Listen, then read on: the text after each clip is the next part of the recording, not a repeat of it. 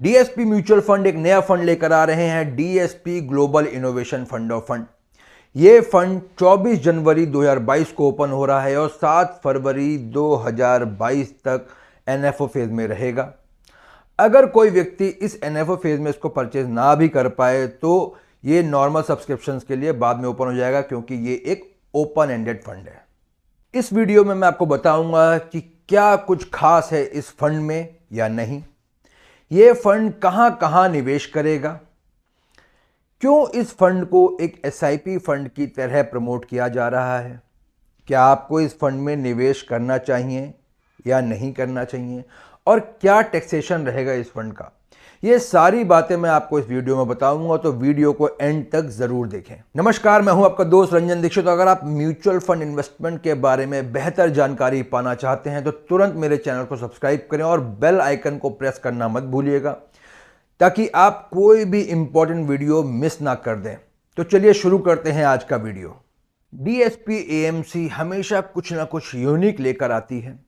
ये फंड भी अपने आप में यूनिक है। कैसे? एक्चुअली ये फंड जो है वो उन कंपनीज में निवेश करेगा जो हमारे जीवन को आसान बनाने के लिए कुछ ना कुछ नया कर रही हैं और भविष्य में इनमें ग्रोथ की अपार संभावनाएं हैं।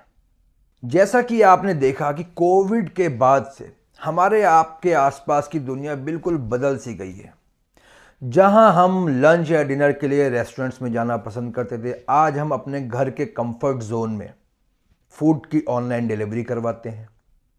कोई भी इलेक्ट्रॉनिक गैजेट हो या क्लोथिंग हो, वो हम ऑनलाइन डिलीवरी लेते हैं ई कॉमर्स कंपनीज के थ्रू। आज बच्चे स्कूल ना जाकर घर पर ऑनलाइन क्लासेस ले रहे हैं। बहुत सारी कंपनीज जो हैं वो अपने एम्प्लॉयज़ को वर्क फ्रॉम होम के लिए प्रोत्साहित कर रही हैं। टेक्नोलॉजी ने जहां हर चीज़ आसान बना दी है, वहीं बहुत सारे लोगों के लिए यानी बहुत सारे बिजनेसेस के लिए मुश्किलें भी खड़ी कर दी हैं। यानी कि जो भी कंपनी या बिजनेसेस जो हैं वो अपने आप को जो नहीं बदल रहे हैं, वो धीरे धीरे ख़त्म होते चले जा रहे हैं। ये फंड जो है ये उन्हीं कंपनीज में इन्वेस्टमेंट कर रहा है जो इनोवेटिव हैं और दूसरे बिजनेसेस के लिए डिसरप्टिव भी हैं। तो चलिए इस फंड को बेहतर समझने के लिए ये एक छोटा सा प्रेजेंटेशन देखते हैं। तो चलिए देखते हैं कि क्या है इस फंड में आपको ऑफर करने के लिए। जैसा कि फंड ने 3 अलग अलग कैटेगरीज को में डिफाइन करा है अपने आप को: डोमिनेटर्स, एनेबलर्स और यंग डिसरप्टर्स। डोमिनेटर्स से आप सभी भली भांति परिचित हैं: Apple, Amazon, Tesla, Adobe, Netflix. आज घर में कोई भी मूवी देखनी हो, कोई भी बहुत बढ़िया सीरीज़ हैं, वो आज आप अपने घर के कंफर्ट में अपने मोबाइल पे, लैपटॉप पे या टीवी पे नेटफ्लिक्स के माध्यम से देखते हैं। घर में कोई भी आपको सामान ई कॉमर्स के थ्रू मंगवाना होता है तो ज़्यादातर पॉपुलर जो है वो अमेज़न है। एप्पल के फ़ोन से हर कोई परिचित है। एनेबलर्स में एनवीडिया, जो कि ग्राफिक डिज़ाइनर है गेमिंग्स के लिए। AMD चिपसेट्स को आप जानते हैं, जो इंटेल के साथ कंपटीशन में आपने देखा होगा बहुत सारे लैपटॉप्स में AMD के चिपसेट लगे होते हैं।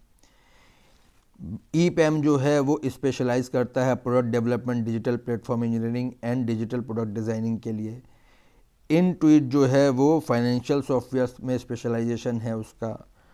ट्रिम्बल जो है वो हार्डवेयर डेवलपमेंट करता है ग्लोबल नेविगेशन सैटेलाइट्स के लिए, सिस्टम्स के लिए, लेज़र रेंज फाइंडर्स और अनमैन्ड एरियल व्हीकल्स।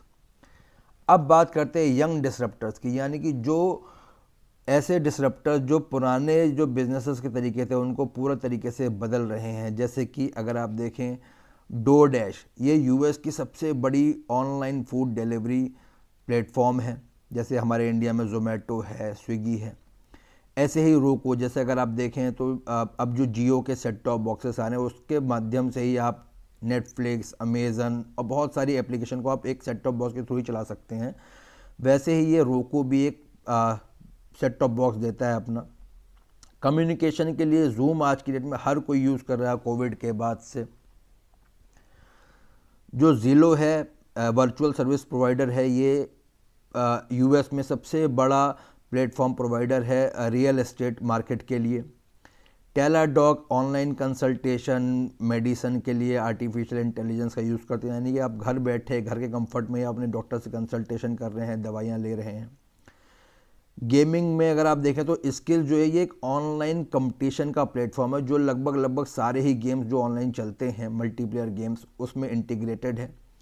स्नोफ्लेक जो है वो वर्चुअल डाटा वेयर हाउस है, यानी कि बड़े बड़े कंपनीज को यहाँ का डाटा एक तरीके से वेयर हाउसिंग का काम स्नोफ्लेक करता है। एक छोटा सा नाम मैं अगर आपको बताऊं तो KFC है, उसका वर्चुअल डाटा वेयर हाउस जो है स्नोफ्लेक है।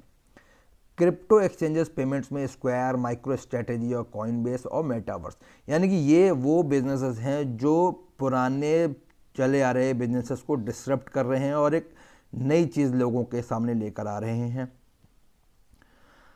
यहाँ बात करी जा रही है कि पहले किसी भी चीज़ को अगर आप देखें तो बहुत हम रिवॉल्यूशन की तरफ चल रहे हैं।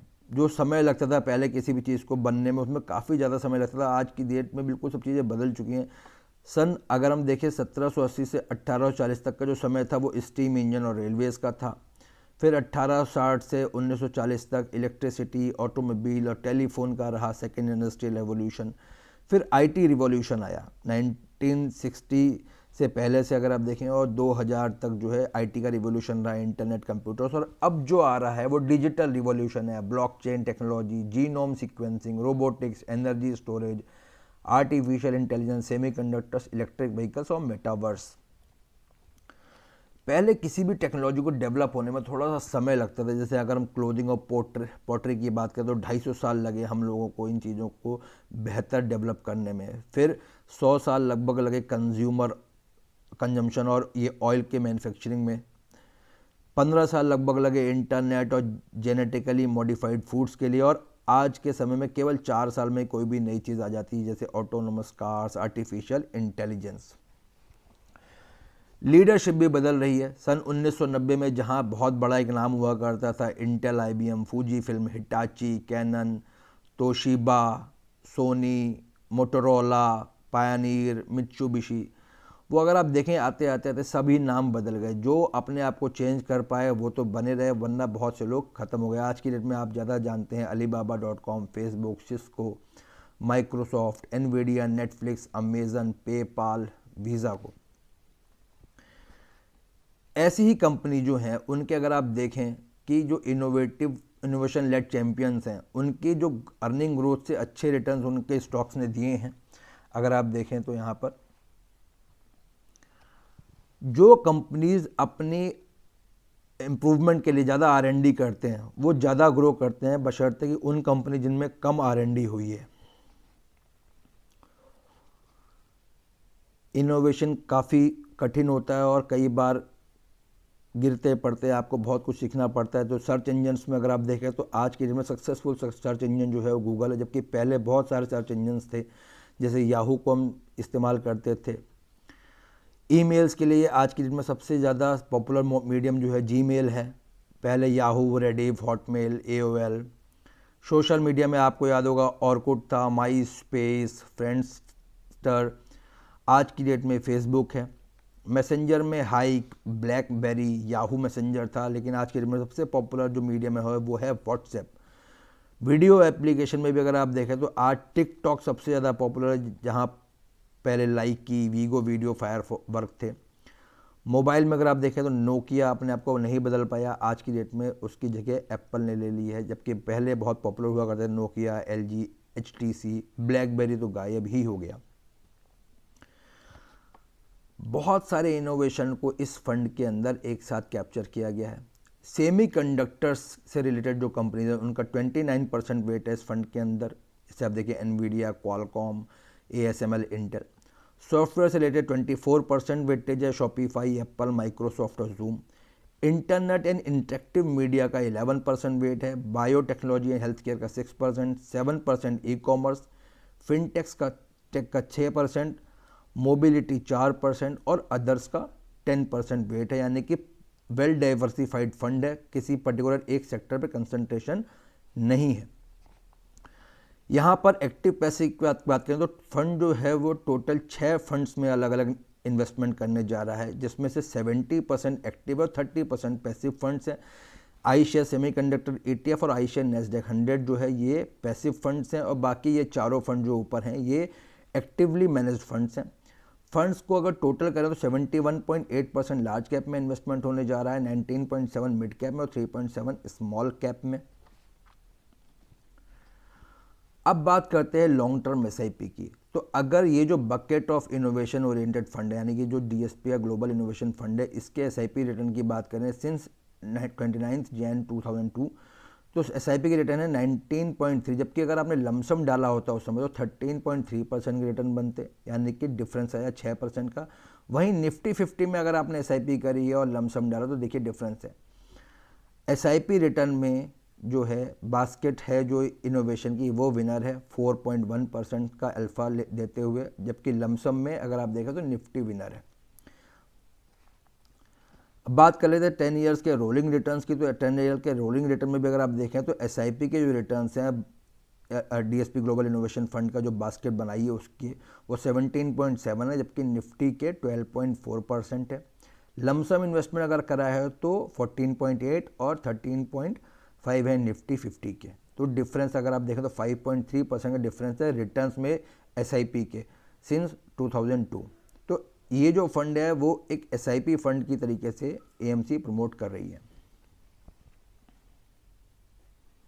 तो जैसा कि आपने प्रेजेंटेशन में देखा कि AMC खुद आपसे ये बात कह रही है कि SIP के माध्यम से ही इन्वेस्ट करना चाहिए इस फंड के अंदर। कब कौन सी कंपनी या कौन सा सेक्टर एकदम से आपके रिटर्न्स को बढ़ा दे कहा नहीं जा सकता, लेकिन अगर आप लंबे समय तक फंड में बने रहेंगे तो बेहतर रिटर्न बनेंगे, ये बात तो तय है। अब बात आती है कि क्या आपको इस फंड में निवेश करना चाहिए या नहीं करना चाहिए। तो जी बिल्कुल आपको इस फंड में निवेश करना चाहिए, लेकिन ये ध्यान रखते हुए कि आपको आपके इन्वेस्टमेंट पोर्टफोलियो का 10% से ऊपर पैसा इस फंड में नहीं लगाना है। और क्योंकि ये थेमेटिक फंड है, यानी कि एक थीम को लेते हुए चल रहा है, तो आपको इस बात के लिए भी तैयार रहना पड़ेगा कि आप बड़े ड्रॉ डाउन्स भी देख सकते हैं जो थोड़ा लंबा समय भी चल सकते हैं। अब बात करते हैं टैक्सेशन की कि क्या टैक्सेशन लगेगा आपके इस फंड पर। तो चूंकि ये एक इंटरनेशनल फंड है, यहाँ पर जो टैक्सेशन रहेगा वो डेट का टैक्सेशन रहेगा, यानी कि अगर आप 3 साल से ऊपर इस फंड को होल्ड करते हैं, जो कि आपको करना भी चाहिए, तो आपको पोस्ट इंडेक्सेशन 20% का टैक्स देना पड़ेगा। अगर आपने 3 साल से पहले विड्रॉ किया फंड को तो आपका जो मार्जिनल टैक्स ब्रैकेट है उसके हिसाब से आपको टैक्स देना पड़ेगा। इंटरनेशनल फंड आपको ज्योग्राफिकल डाइवर्सिफिकेशन के साथ करेंसी का डाइवर्सिफिकेशन भी देते हैं। अगर आप इंटरनेशनल फंड्स में इंटरेस्टेड हैं तो मेरे अगले वीडियो तक आप मेरे HDFC डेवलप्ड वर्ल्ड इंडेक्स से इस फंड ऑफ फंड को देख सकते हैं और ICICI prudential NASDAQ 100 index fund का वीडियो भी देख सकते हैं। Thank you.